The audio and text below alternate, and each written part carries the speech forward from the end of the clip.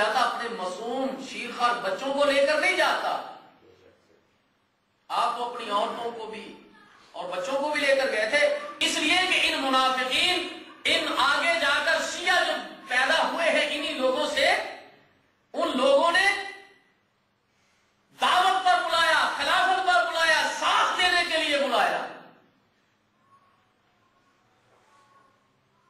تو سعد بن ابی وقاص، حر بن یزید تمیمی نے آپ کو مشورے دیے کہ آپ واپس چلے جائیے۔ یہاں پر حالات کی نزاکت کو دیکھتے ہوئے آپ نے پھر فیصلہ کیا اور کہا کہ میری 3 شرطیں، میری 3 شرطیں۔ پہلی میری شرط یہ ہے کہ مجھے واپس جانے دو، مجھے واپس جانے دو۔ دوسری میری شرط یہ ہے کہ مجھے مسلمانوں کی سرحدوں کی طرف نکل جانے دو، اور تیسری میری یہ شرط ہے کہ مجھے شام یزید کی طرف جانے دو تاکہ میں اپنا ہاتھ اس کے ہاتھ پر رکھ دوں۔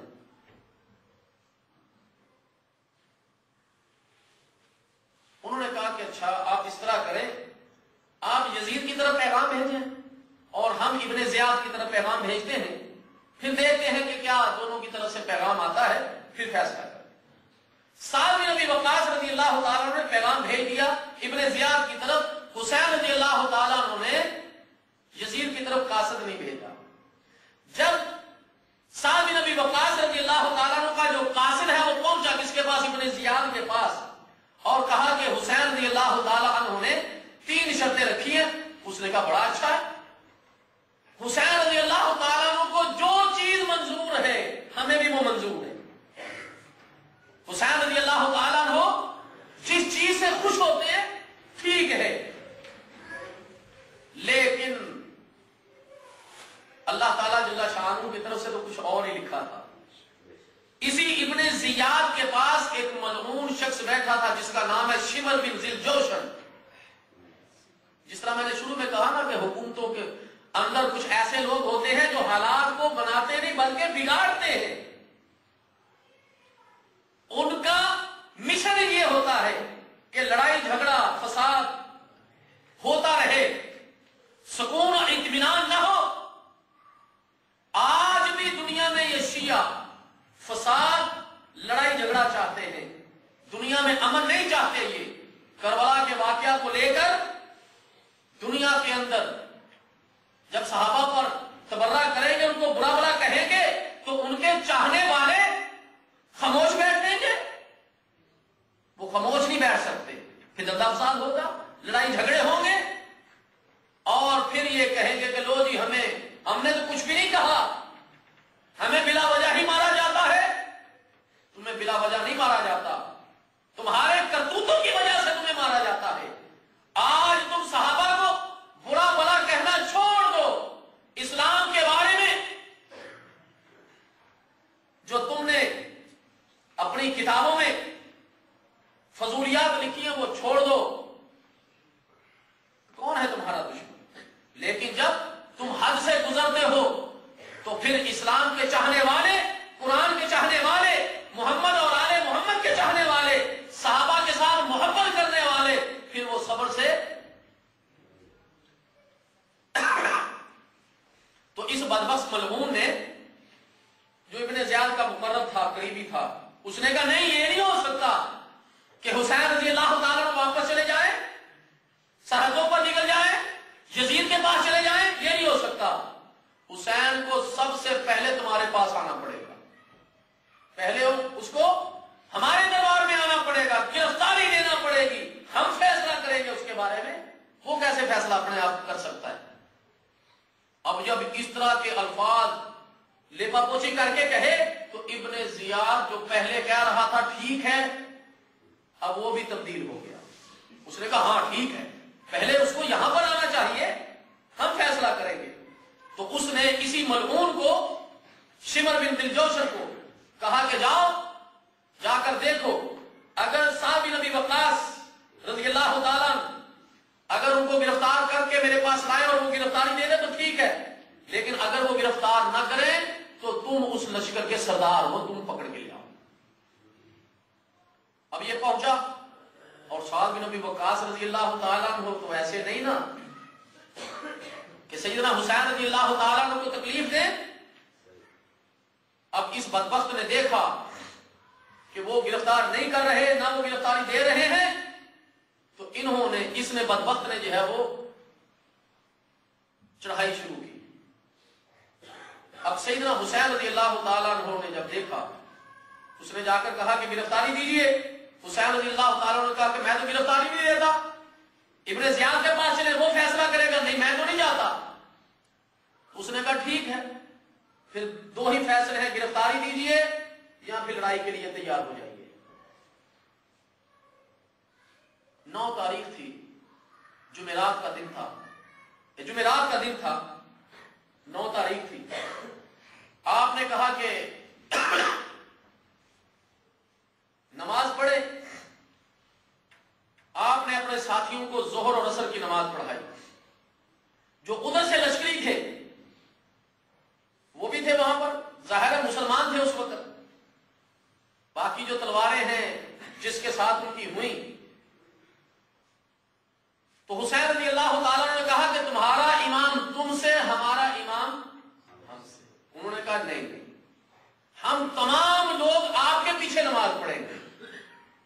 تو تمام لشکریوں نے، ان کوفیوں نے جنہوں نے پہلے بیعت کی ہوئی تھی، ظہر اور عصر کی نماز پڑھی سیدنا حسین رضی اللہ تعالیٰ عنہ کے پیچھے. مغرب کا وقت قریب تھا، آپ اپنی تلوار کے ساتھ ٹیک لگائے ہوئے تھے.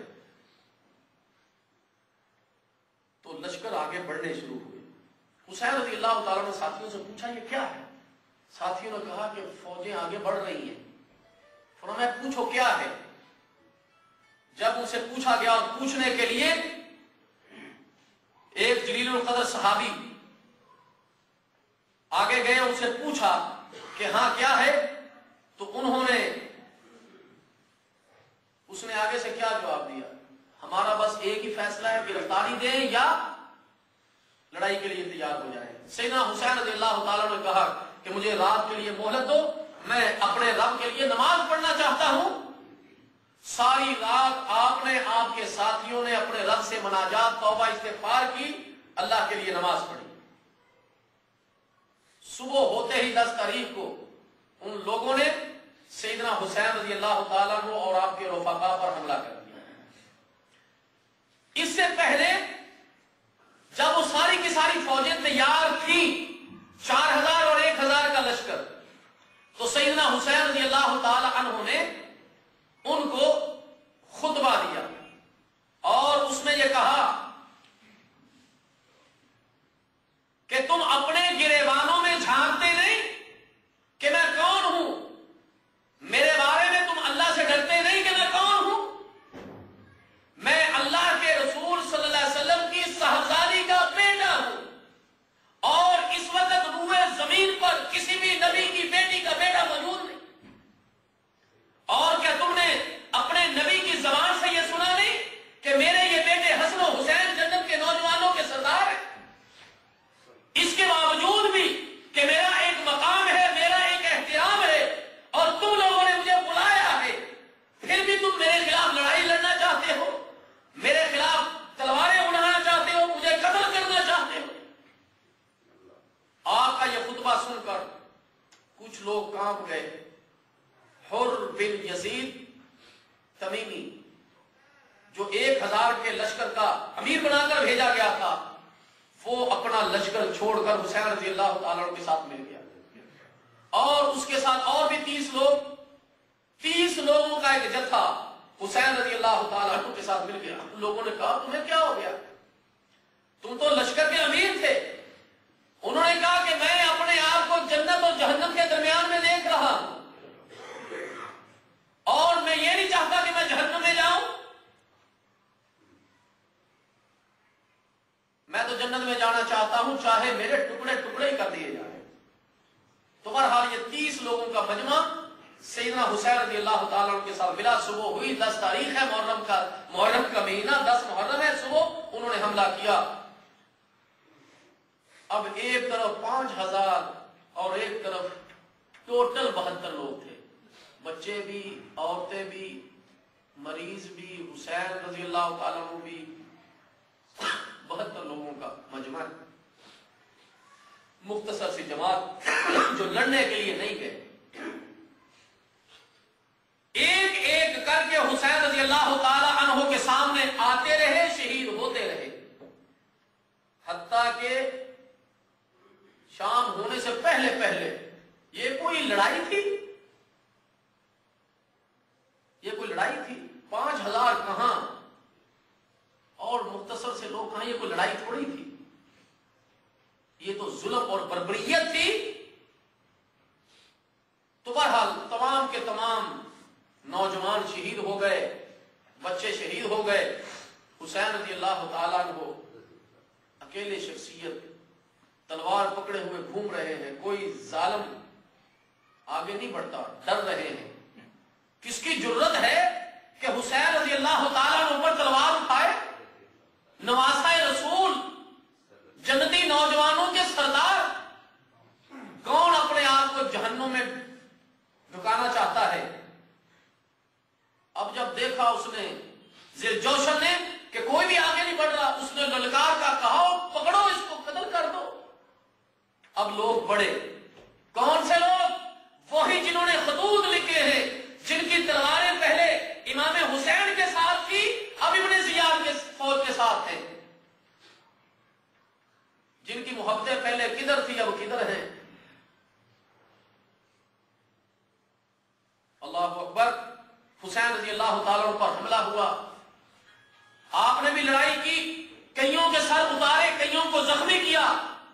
اب جب اس بدبخت نے دیکھا کہ یہ تو کسی کے قابو میں نہیں آ رہے، تو اس نے پھر جو ہے وہ للکار کر جو ہے وہ کہا، پھر اس نے للکار کر جو ہے وہ کہا کہ آگے بڑھو۔ اور روایات میں جو تاریخی کتب ہے اس میں یہ ہے کہ ابن زیاد نے جس کو بھیجا تھا یہ ذیلجوشن، اس بدبخت نے یا ایک اور شخص کا نام آتا ہے، ان دونوں میں سے ایک نے سیدنا حسین رضی اللہ تعالی عنہ کو شہید کیا اور آپ کی گردن جو ہے وہ اتاری۔ ایک کسی کا نام ذیلجوشن کا اور ایک اور نام بھی آتا ہے، ان دونوں میں سے کسی نے سیدنا حسین رضی اللہ تعالی عنہ کو شہید کیا۔ انا للہ و انا الیہ راجعون۔ اور دوسرے کا نام سنان بن انس نخعی ہے، ان دونوں میں سے کسی ایک نے۔ تو بہرحال سیدنا حسین رضی اللہ تعالیٰ عنہ کا سر جسم سے علیحدہ کیا گیا اور ابن زیاد کے دربار میں بھیجا۔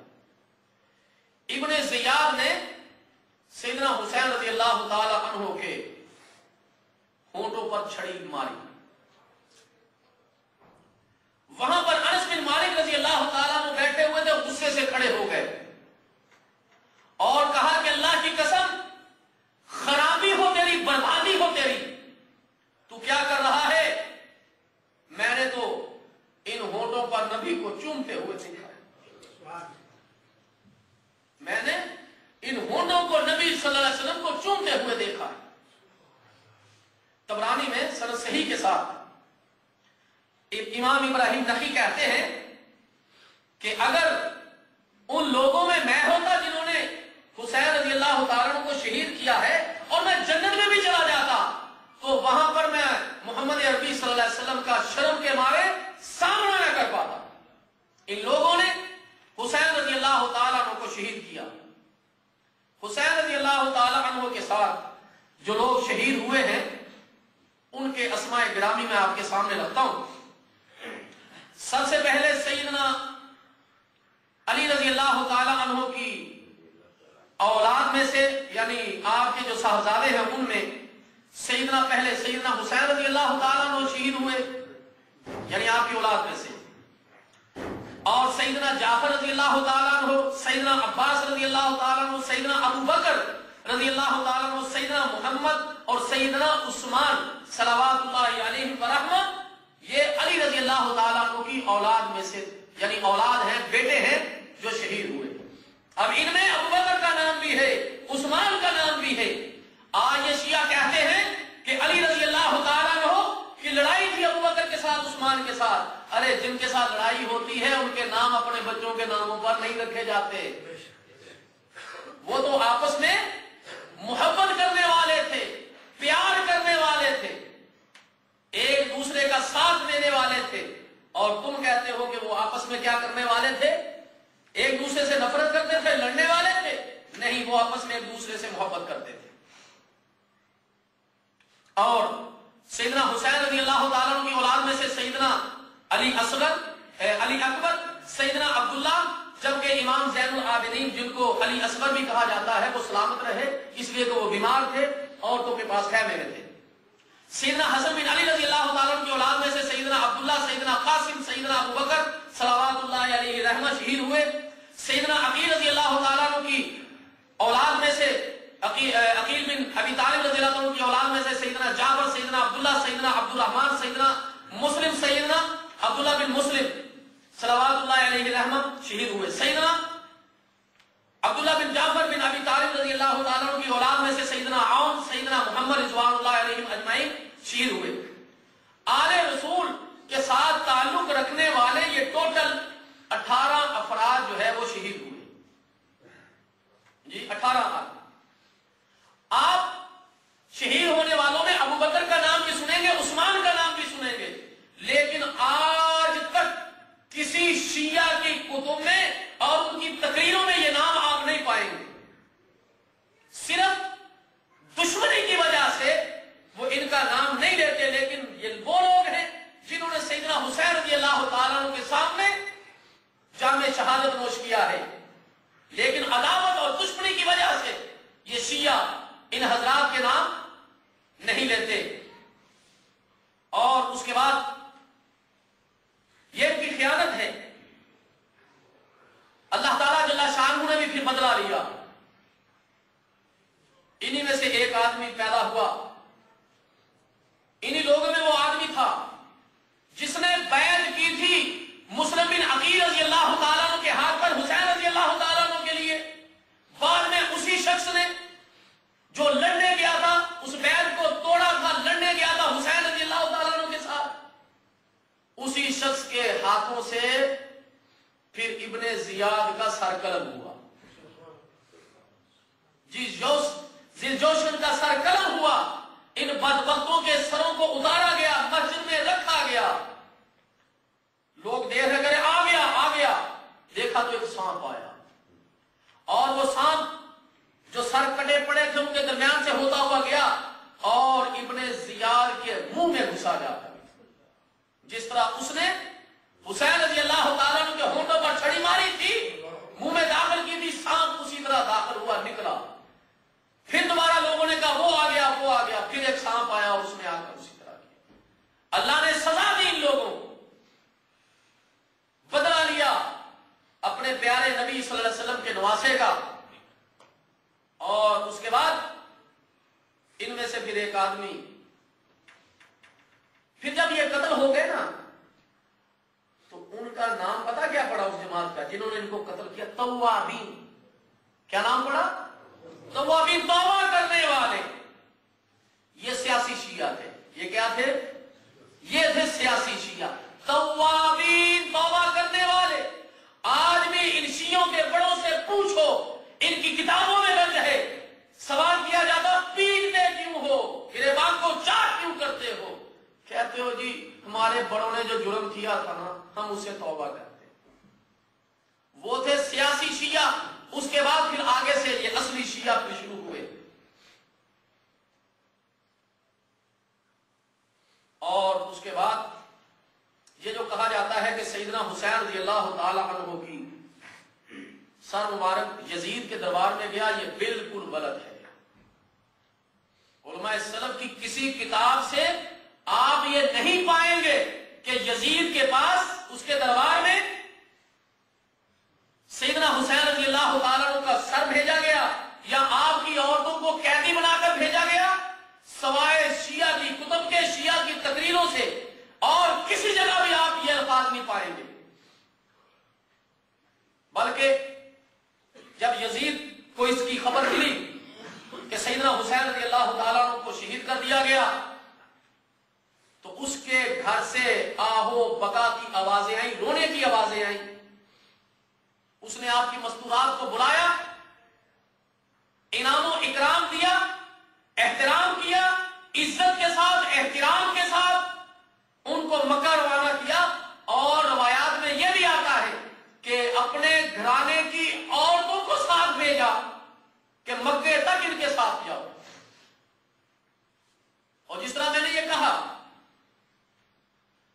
کہ ہم نہ تو یزید کے ساتھ محبت کرتے ہیں اور نہ ہی اس کو گالی گلوچ کرتے ہیں، اس کا معاملہ رب پر چھوڑتے ہیں.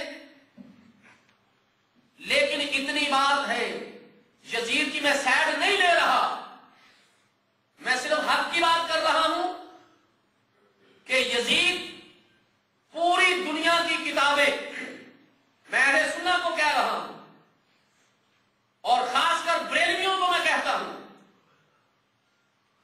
اس لیے کہ بریلویت کے بڑے بھی بغیر سوچے سمجھے لکھتے ہیں اور بولتے ہیں. اور یہ یاد رکھیے، جب یزید کی باری آئے گی گالی گلوچ کی تو لوگ ان کے باپ کو گالی گلوچ کریں گے، اور وہ جلیل القدر صحابی ہیں.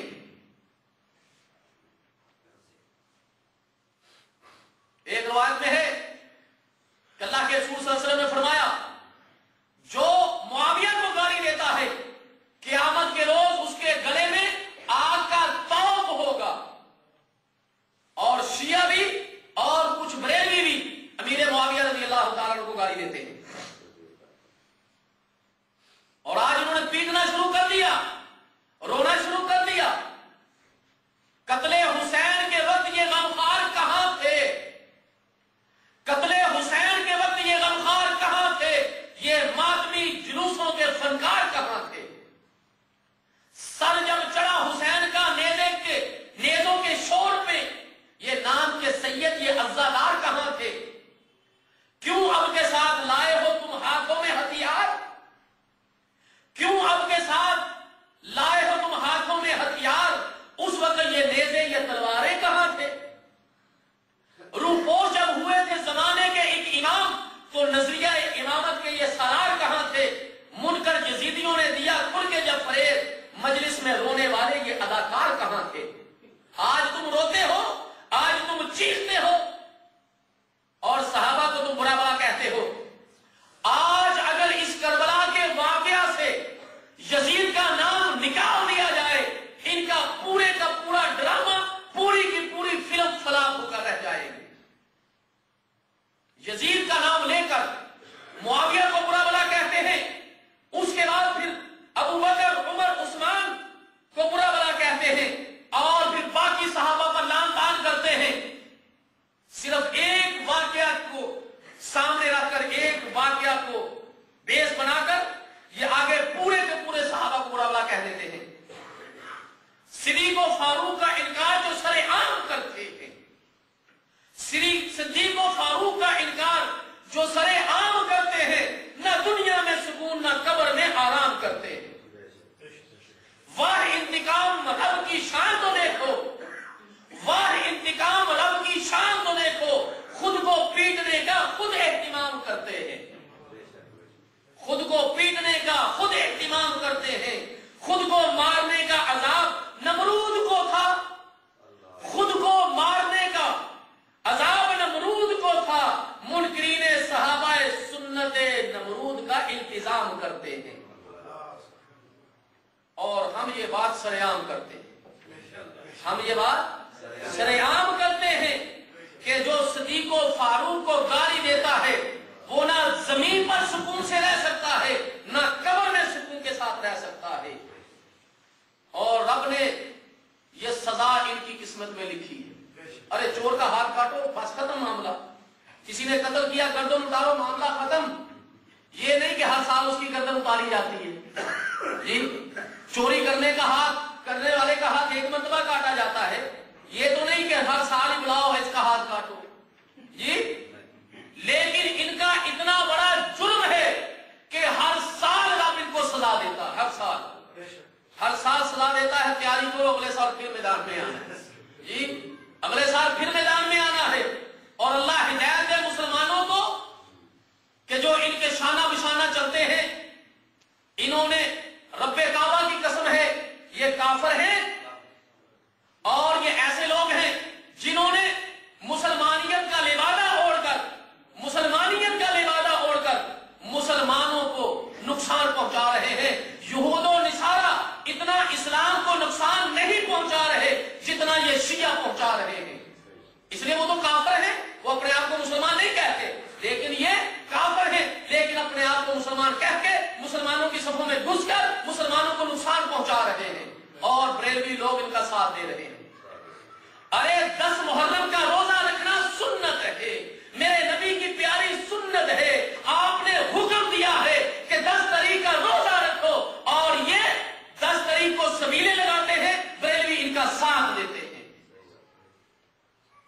نبی کے حکم کا انکار کرنے والا وہ نبی کا عاشق نہیں، نبی کا دشمن ہے۔ نبی نے روزہ رکھنے کا حکم دیا، یہ سبیلے لگاتے ہیں، حلوے مانے پکاتے ہیں، لوگوں کو کھلاتے ہیں، یہ نبی کے دشمن ہے، نبی کے ساتھی نہیں، نبی کے محب نہیں، نبی کے عاشق نہیں، نبی کے ساتھ دشمنی کرنے والے ہیں، چاہے وہ بریلوی ہو چاہے وہ کوئی بھی ہو۔ نبی کا عاشق، نبی کا محب وہ ہے، نبی سے محبت وہ کرتا ہے جو نبی کی زبان سے نکلے وہ اس پر عمل کرے۔ اور الحمدللہ ہم نبی سے محبت کرنے والے ہیں۔ اللہ کے رسول صلی اللہ علیہ وسلم نے فرمایا جو 10 تاریخ کا روزہ رکھتا ہے، میں اللہ سے امید کرتا ہوں اگلے 1 سال میں اس کے گناہ معاف ہو جاتے ہیں، اگر میں اگلے سال زندہ رہا تو یہودیوں کی مخالفت میں 1 روزہ اور بھی رکھوں گا۔ ہم الحمدللہ 2 روزے رکھتے ہیں، لیکن یہ حلوے مانڈے پکاتے ہیں۔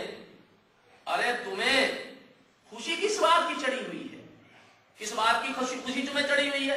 حلوے مانڈے، جی کھیرے پکانا، یہ تو خوشی کے موقع پر لوگ کرتے ہیں، جی جو تم جو ہے وہ اللہ اکبر۔ آخر میں ایک بات، ابو بکر وہ ہے جو زندگی اسلام کے نام کرے، ابو بکر وہ ہے جو زندگی اسلام کے نام کرے، عمر وہ ہے جو زمین پر عدل و انصاف کرے، عثمان وہ ہے جن کے خون کو محفوظ قرآن کرے، عثمان وہ ہے جن کے خون کو محفوظ قرآن کرے، علی وہ ہے جو شجاعت اپنے نام کرے، معاویہ وہ ہے جنہیں حیدر سلام کرے، حسن وہ ہے زمانہ جن کا احترام کرے، حسین وہ ہے جو عثمان کا پہرے دار بنے، اما عائشہ وہ ہے جن کی عزت کی صفائی رب کا کلام دے، ابو ہریرہ وہ ہے جو حدیث رسول کا کام کرے، ابن مسعود وہ ہے جو سنت کو بچانے کا اہتمام کرے، خالد بن ولید وہ ہے جو راہ خدا میں کفر کا قتل عام کرے، مومن وہ ہے جو ہر صحابی کا احترام کرے، مومن وہ ہے جو ہر صحابی کا احترام کرے۔ اور الحمدللہ ہم ٹوٹل جتنے بھی صحابہ ہیں جنہوں نے اپنی زندگی میں ایک بار میرے محمد کو دیکھا ہے صلی اللہ علیہ وسلم، ہم اس کا احترام کرتے ہیں، ہم اس کا احترام کرتے ہیں۔ لیکن آج اگر کوئی ان صحابہ کو برا بھلا کہے تو ہم پھر اعلان کرتے ہیں کہ ان کا اسلام کے ساتھ کوئی تعلق نہیں ہے، دنیا کے کسی کونے میں ہو، رب کعبہ کی قسم ہے، اگر آپ اخبار میں رہتے ہیں، اخبارات سنتے ہیں، شام کے شیعوں نے سنیوں کے ساتھ جو کچھ کیا ہے، رب کعبہ کی قسم ہے تاریخ اس کو دہرائے گی، اور تاریخ نے اس کو محفوظ کر لیا ہے، کس طرح معصوم شیرخوار بچوں کو انہوں نے قتل کیا، 2 لاکھ سے زائد مسلمانوں کا قتل عام کیا ہے شیعوں نے۔ اور یہ بدبخت جو ہے شام کا جو سربراہ ہے، کیا نام ہے اس کا؟ یہ اسد، یہ اسد نہیں ہے، یہ جہنم کے کتوں میں سے کتا ہے، یہ جہنمی کتوں میں سے کتا ہے جس کو یہ شامی سجدہ کرتے ہیں، لا الہ الا اللہ اسد رسول اللہ کا کلمہ پڑھتے ہیں، اس کی تصویر کو بھی سجدہ کرتے ہیں۔ دنیا کا بدترین کافر اثنا عشری، دنیا کا بدترین کافر اسدی، جنہوں نے مسلمانوں کی عورتوں پر، سنیوں کی عورتوں پر ظلم و ستم کے پہاڑ توڑ دیے ہیں، اور دنیا میں اپنے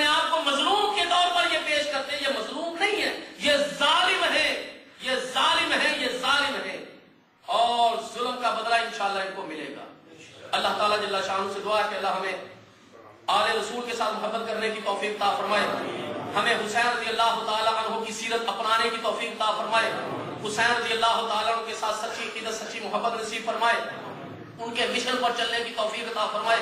अल्लाह ताला इन शियों को गारत करे, इनकी कब्रों में आग भरे इनकी। और आपने बड़े बड़े शियों के जाकिरों को देखा होगा, किसी एक जाकिर की शक्ल पर, किसी एक जाकिर की शक्ल पर भी आप सुकून इत्मीनान नहीं पाएंगे, लानत बरस रही होगी, लानत बरस रही होगी, लानत बरस रही होगी। और इनके अकायद के बारे में मैंने आपको पहले भी आगाह किया था और मैंने कहा था 100 इनके कुफिया मसाइल आपके सामने रखूंगा, तकरीबन 30 से 35 तक मैंने रखे थे, बाकी इंशाल्लाह अगले जुमे भी इन शिया के गंदे मसाइल आपके सामने रखेंगे। अल्लाह ताला जल्ला शान से दुआ कुरान और सुन्नत के मुताबिक चलने की तौफीक अता फरमाए। रब्बे कायनात मेरे और आपके दिल की तमाम नेक हाजात को अपने फजल और करम से कबूल मंजूर